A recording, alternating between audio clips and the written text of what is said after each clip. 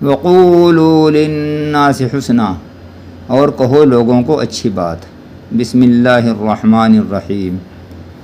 الحمد للہ وکفا وسلام علی عبادہ الذین اصطفیٰ، اما بعد، قال اللہ تعالی فی القرآن المجید، اعوذ باللہ من الشیطان الرجیم، وقرن فی بیوتکن ولا تبرجن تبرج الجاہلیۃ الاولی، وقال تعالی یا ایہا النبی قل لازواجک وبناتک ونساء المؤمنین یدنین علیہن من جلابیبہن، صدق اللہ العظیم۔ اس ویڈیو میں عورت کا پردہ اور عدت میں کس کس سے پردہ ہے، اس کے متعلق بیان کروں گا۔ ویڈیو پوری سنیں، خصوصاً عورتوں کو بھی ضرور سنوائیں۔ سامعین و سامعات، سب سے اول تو یہ جان لیں کہ اسلام میں پردے کی بہت ہی زیادہ تاکید ہے، اور پردہ عورت کی عصمت و آبرو کا ضامن ہے۔ اسلام میں عورت کو ایک قیمتی گوہر بتلایا گیا ہے، اس لیے ہر ممکن اس کی حفاظت لازم ہے، ضروری ہے۔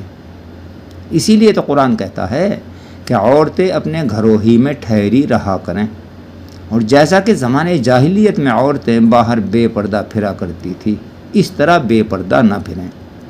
اور دوسری جگہ خالق کائنات قادر مطلق پروردگار عالم نے اپنے محبوب خاتم النبیین نبی آخر الزمان رحمت للعالمین محسن انسان غمخوار امت حضرت محمد مصطفیٰ صلی اللہ علیہ وسلم کو خطاب کر کے یوں فرمایا کہ اے نبی، اپنی عورتوں اور اپنی بیٹیوں اور تمام مسلمان عورتوں سے کہہ دیجئے کہ بضرورت و بمجبوری اگر گھر سے باہر نکلنا ہی پڑے تو اپنے منہ پر پلو ڈال کر نکلیں۔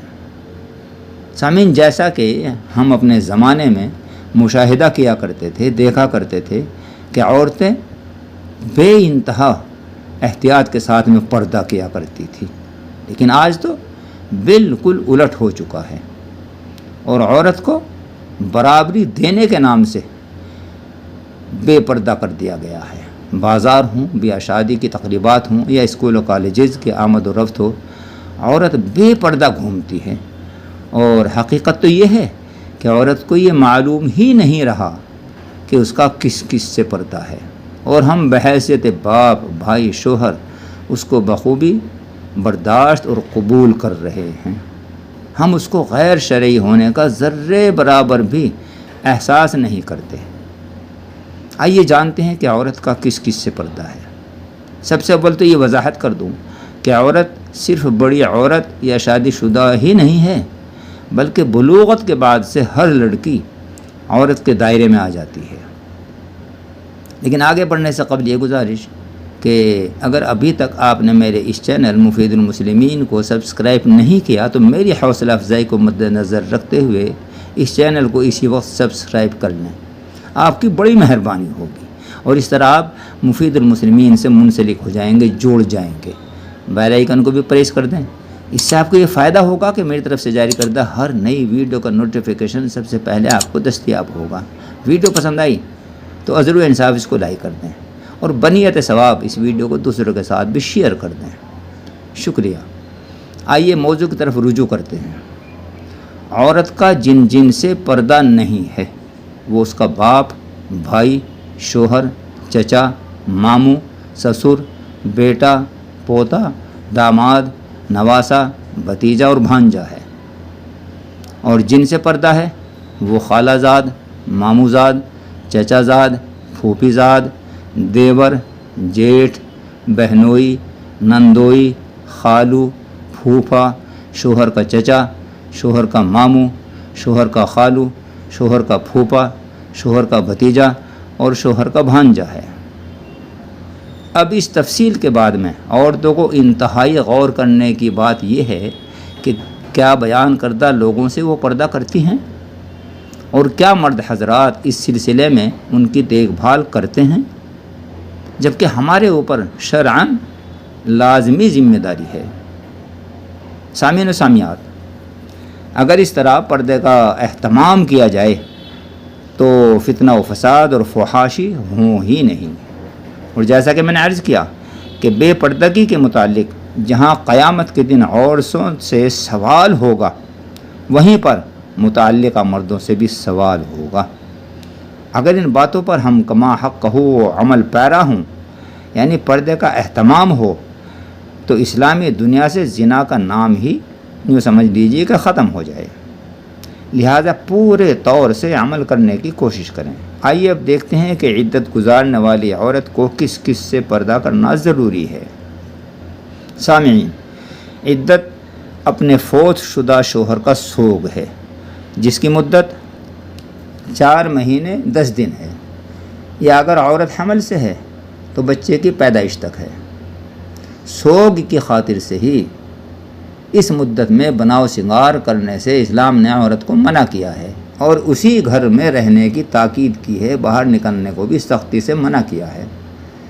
اگر باہر جانا کسی مجبوری سے ہے کہ کوئی خرچہ اٹھانے والا نہیں ہے، اور عورت خود ہی محنت و مزدوری کر کے اپنا خرچ اٹھاتی ہے، تو انتہائی پردے کے ساتھ جائے، لیکن رات میں گھر پر ہی واپس آ جائے۔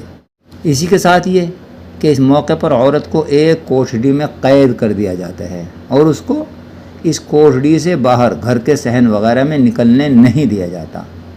کہتی ہیں کہ اس کا آسمان سے بھی پردہ ہے، یہ سراسر غلط ہے، بلکہ یہ عورت 4 دیواری میں کہیں بھی اٹھ بیٹھ سکتی ہے، چل پھر سکتی ہے، بس بناؤ سنگار کرنے کی ممانعت ہے۔ خیر، اس کے بعد جب یہ عورت اپنی عدت پوری کر چکی ہوتی ہے تو عورتیں اکٹھی ہو کر اس کو عدت سے، یا یوں کہیے کہ مقرر کردہ کوٹھڑی سے باہر نکالتی ہیں۔ یہ بھی لغو ہے، اس کا شریعت سے کوئی لینا دینا ہے ہی نہیں۔ بس جیسے عدت پوری ہوئی تو بناؤ سنگار وغیرہ کی پابندی ختم ہو گئی، اس سے وہ آزاد ہو گئی، اور اب وہ رشتہ داروں وغیرہ کے یہاں بھی جا سکتی ہے۔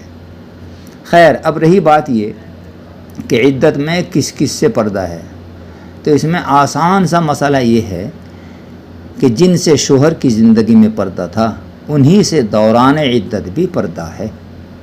جس طرح اس وقت پردہ ضروری تھا، اس وقت بھی پردہ ضروری ہے۔ امید ہے کہ یہ باتیں اچھی طرح سمجھ میں آ گئی ہوں گی، اور مزید اطمینان کے لیے ان باتوں کے متعلق اسکرین پر فتاوی بھی چسپاں کر چکا ہوں، وہاں پر آپ دیکھ اور پڑھ کر بخوبی اطمینان کلی حاصل کر سکتے ہیں۔ لہٰذا ان باتوں پر بھی ضرور عمل کریں، اور دنیا میں باعزت زندگی گزارنے کے ساتھ ساتھ آخرت کی پکڑ سے بھی محفوظ رہیں۔ یا اللہ ہمیں عمل کرنے کی توفیق بخش، آمین۔ آخر میں یہ کہ میں آپ حضرات کی دعاؤں کا سخت محتاج ہوں، لہٰذا آپ کی خدمت میں مؤدبانہ گزارش ہے کہ جب آپ اپنے لیے بارگاہ جل جلالہ میں دست دعا دراز کریں، بارگاہ باری تعالیٰ میں گریہ و زاری کریں، مجھ گنہگار کو بھی اپنی دعاؤں میں ضرور شامل فرما لیا کریں۔ بفضل ربی میں بھی آپ حضرات کے لیے دعا گو رہتا ہوں۔ جزاکم اللہ، وآخر دعوانا ان الحمد للہ رب العالمین۔